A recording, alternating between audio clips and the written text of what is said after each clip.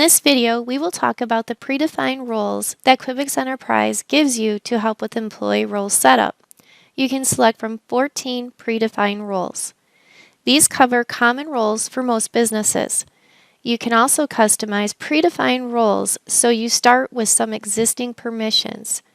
Keep in mind, any adjustments you make apply to all users who have that role.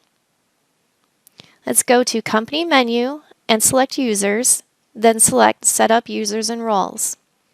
Select the Role List tab.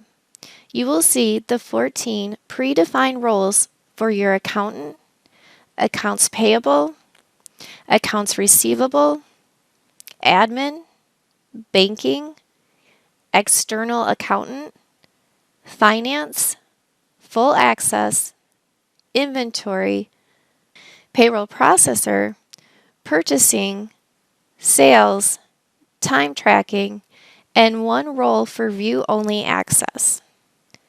Roles marked with an asterisk have unrestricted access to view all transactions in your account.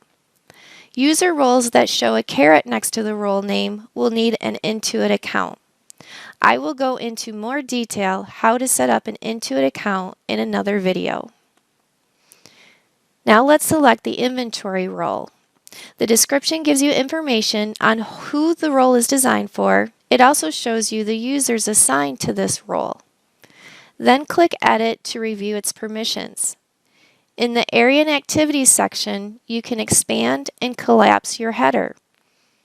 In the accounting area, there is no access given to any activity because the circle is empty. Banking is also not given any access. When I expand the Center section and click Customer Center, the inventory user has partial access to view all data related to the selected item. The Employee Center also has partial access to view the employee list.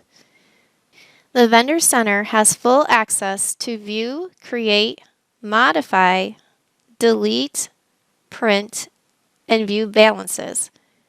Go through and expand and collapse to view the access levels for inventory. The custom button located in the Activity Access Level box is to give users record level access.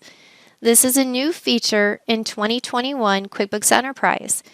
We will go through the steps to set up your users with specific vendors in another video. Make any changes to the inventory role, select OK to save. Keep in mind, a single user can be assigned multiple roles and multiple users can be assigned a single role. Watch our next video on how to create a role in QuickBooks Enterprise. If you liked this video and felt you received value, please subscribe to my channel and don't forget to click on the notification bell. That way you'll be alerted when I create another video like this. And thank you for watching my video.